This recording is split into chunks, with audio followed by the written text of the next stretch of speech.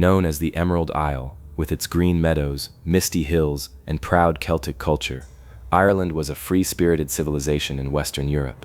However, remaining geographically in the shadow of its neighbor England changed the fate of this island. Ireland, which resisted the assimilation, land grabs, and economic exploitation of the English crown for centuries, possessed one of the most tragic and painful colonial pasts in history. This was an epic of freedom, where hunger danced with death, and a nation was reborn from its ashes. Although England's efforts to colonize Ireland began with the Anglo-Norman invasion in the 12th century, the true devastation occurred during the Tudor dynasty. The English seized Irish lands and settled English and Scottish Protestant planters upon them, the plantation policy. The Catholic Irish population was driven from their ancestral lands and dispossessed. This was the first link in a chain of religious, cultural, and economic oppression that would last for centuries. In the 17th century, the English army led by Oliver Cromwell plunged Ireland into blood. Innocent civilians and Catholic priests suffered massacres in cities like Drogheda and Wexford.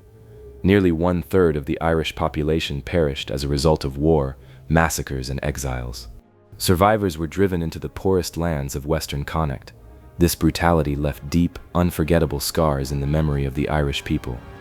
Between 1845 and 1852, Ireland experienced one of the greatest man-made disasters in human history, the Great Potato Famine. The potato crop, almost the sole source of nourishment for Irish peasants, rotted due to a fungal disease. However, the British colonial administration continued to export wheat and meat from Ireland. As a result, over 1 million people died of starvation and disease, and more than 2 million were forced to emigrate to America. The island's population was halved.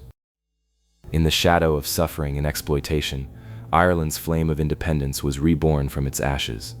On Easter Sunday in 1916, a group of Republicans led by Patrick Pearse and James Connolly seized the General Post Office in Dublin and declared the Irish Republic.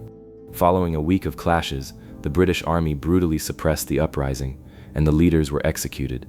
Yet the courage of these executed poets and revolutionaries galvanized the entire Irish nation. Thanks to the Irish Republican Army, IRA, formed after the Easter Rising, and the military genius of Michael Collins, the Irish War of Independence began in 1919.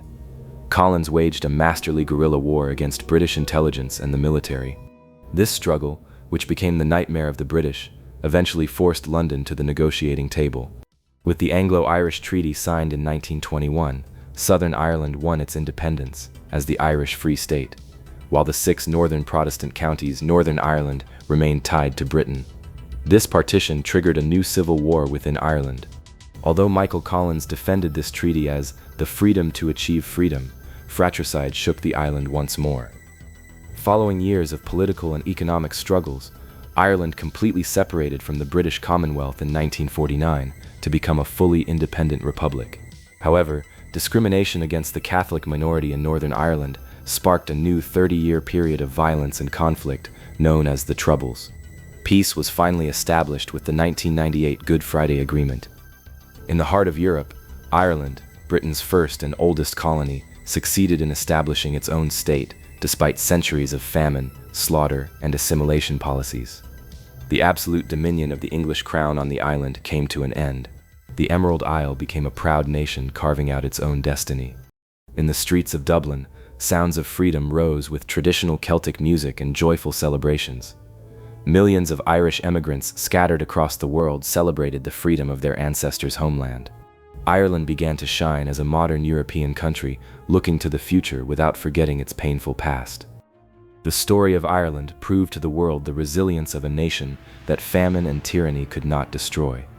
But who were those brave islanders in the warm waters of the Caribbean who cast the colonizers into the sea through the greatest slave revolt in history?